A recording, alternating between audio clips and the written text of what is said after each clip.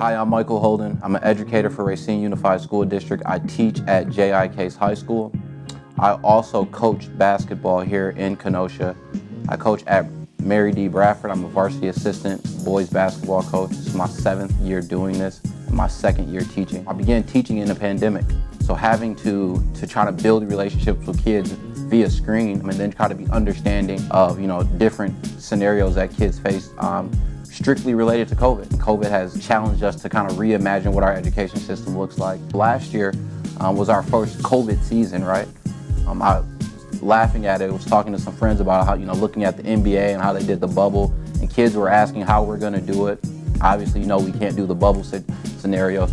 Athletics was shut down at the beginning of the year. We normally start November 15th-ish, somewhere in there. We couldn't start until January. Kids had to play in masks. We had to do temperature checks, we had to do COVID protocol, we had to ask questionnaires before kids could even come to the gym. And all of that was just to get in practice. And if any kid was not feeling well, they could not come, following the guidelines given to us by the district, making sure that our kids understand the importance of being healthy and trying to maintain their body and getting vaccinated and how important that is if that's their decision. This year, the week after tryouts, we were shut down for 10 days. The threshold had been met at the school for the number of COVID cases. After 10 days, took 2 days of practice. We were able to play our first game. I think we played 2 or 3 games, and we were shut down again because of the COVID numbers had rose in our city. Being shut down for 10 days, kids lost focus. So it was just like, what's the point of the season? Is there even gonna be a season? The first time we were shut down, having to keep those relationships and staying engaged. We've actually done virtual practices this year where we've watched film of ourselves, we watched film of things that we put in. So letting them know that, as LeBron would say, keeping the main thing, so we can only control what we can control. So making sure that you're healthy, you're doing your part. And when our time is to come to play, that you're focused, you've done the film session, you've been at practice, so being ready to go.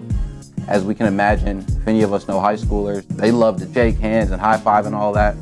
And having to really bring awareness of how the coronavirus can be spread and how it can impact someone. And I'm having a conversation recently with one of my students. He was saying, that he's healthy. And then we talked about how just because you're healthy doesn't mean you can't transmit COVID-19 to someone else, and then it can impact someone else. Like for me specifically, due to COVID-19, I lost my great-grandmother due to the coronavirus. Now I have 2 grandmothers in their 80s, so my reason for the vaccination is for them. I never want to be in a situation where I potentially can bring some harmful virus to them that could potentially take their lives. They mean so much to me. So when the vaccine came out, they were my why. There was no question about it. There was no doubt. I was going to do this to do my part for my community and for my family. When the booster shot came up, as soon as I can get that, I did that, and I did it for them. I have a daughter as well, that she's 9. Her reason why is for her family as well. I have a sister. And on her father's side, in the last 2 months, they've lost 5 family members directly related to this virus. So my word to my community, get vaccinated. Talk to your healthcare professional, talk to your doctor, but do your research and get vaccinated. If you don't have a why, I dare you to look at some of your family or some of those close to you. Many of us African Americans in our bloodline, in our family, have underlying conditions. And statistics and reports show that if you catch coronavirus with underlying conditions, it's much harder to come back. So I encourage all of you to get vaccinated.